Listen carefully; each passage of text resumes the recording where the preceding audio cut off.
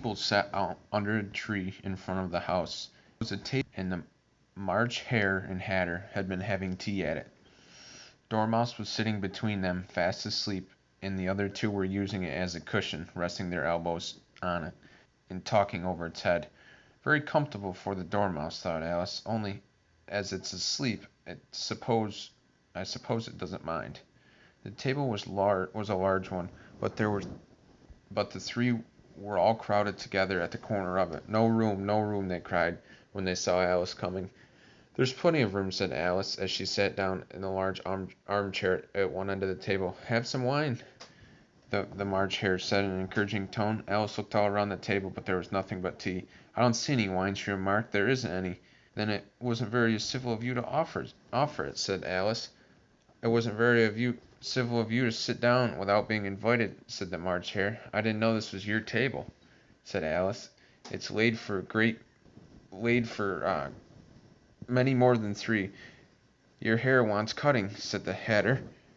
He had been looking at Alice for quite some time with curiosity. You should learn to make personal remarks, Alice said with some severity. It's very rude. The Hatter opened his eyes very wide on hearing this, but all he said was, Why is a raven like a writing desk? Come on, we all have some fun now, thought Alice. I'm glad they've begun asking riddles. I believe I can guess that, she added aloud. Do you mean that you think you can find out the answer to it, said March Hare. Exactly so, said Alice. You should say what you mean, the March Hare went on. I do, Alice hesitantly replied. At least I mean what I say. That's the same thing, you know. Not the same a bit, said Hatter. Why, you might just as well say that. I say what I eat, and it's the same thing. I eat what I see. You might just as well say, added the March Hare, I like what I get. It's the same thing as I get what I like.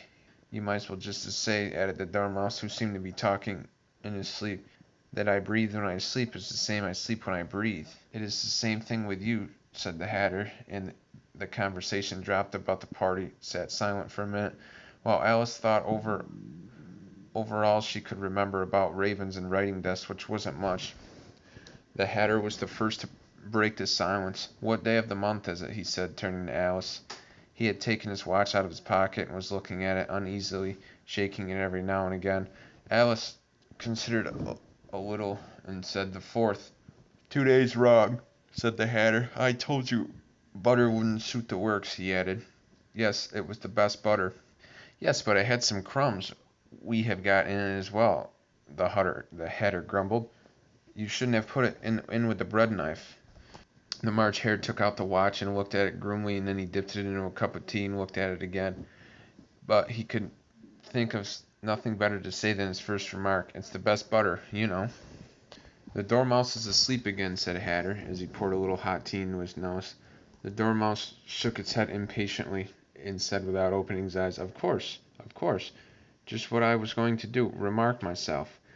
Ah, that accounts for it, said the Hatter. We won't stand beating. Now, if you only kept on good terms with him, he'd do almost anything you liked with the clock. For instance, suppose it were 9 o'clock in the morning, just time to begin lessons.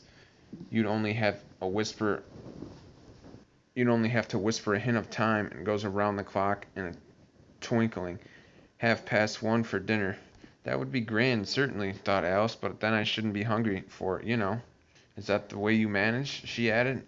The Hatter shook his head. No, I replied.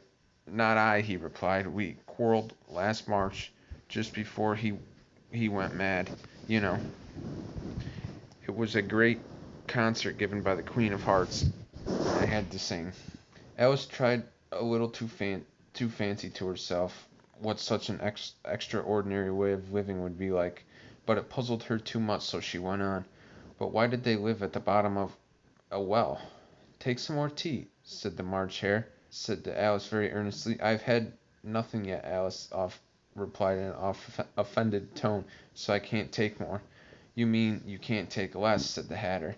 It's very easy to take more than nothing. Nobody asked your opinion, said Alice. Who's making personal remarks now?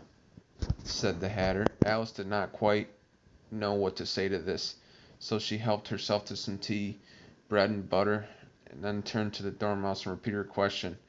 Why did they live at the bottom of a well? The Dormouse again took a minute or two to think about it and said, it was a trickle well. There's no such thing, Alice said. But no, please go on, she said very humbly. I won't interrupt you again. I dare say there may be one. One indeed, said the Dormouse indignantly. However, he consented to go on, and so these three little sisters, they were learning to draw, you know. What did they draw? Said Alice, quite forgetting her promise.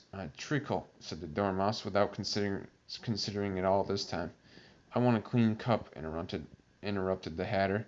Let's move on one place. Alice did not wish to offend the Dormouse again, so she began very cautiously. But I don't understand. Where did they draw the treacle from? You can draw water out of the well, said the Hatter. So I think you could draw a treacle out of a treacle well, eh, stupid? But they were in the well, Alice said to the Dormouse, not choosing to notice this last remark. Of course they were, said the Dormouse. Well in. This answer confused poor Alice, and she let the Dormouse go on for some time without interrupting it. They were learning to draw. The Dormouse went on, yawning, rubbing his eyes because he was getting very sleepy. They all drew a manner of things. Everything begins with an M. Why an M? Said Alice. Why not? Said March Hare. Alice was silent. The Dormouse had closed its eyes by this time and was going into a doze, but on being pinched by the Hatter, it woke up again with a little shriek and went on. That begins with an M, such as mousetraps, moon, memory, and muchness. You know the things that much of a muchness. Did you ever see such a thing as a drawing of a muchness? Really? Now you ask me, said Alice. Alice, very much confused. I don't think. Then you shouldn't talk, said the Hatter. This piece of rudeness was more than Alice could bear, so she got up in great disgust and walked off. The Dormouse fell asleep instantly, and neither of the others took the last notice of her going through back once or twice, half hoping they would call after her. The last time she saw them, they were trying to put the Dormouse into a teapot. At any rate, I'll never go there again, said Alice. She picked her way through the wood. It was the stupidest tea party I was ever at my entire life. Just as she said this, she noticed that one of the trees had a door leading right into it. That's very curious, she thought, but everything's curious today. I think I might as well go in at once. And she went in. Once more she found herself in a long hall and close to the little glass table. Now, I'll manage better this time, she said to herself, and began by taking a little golden key and unlocking the door that led into the garden.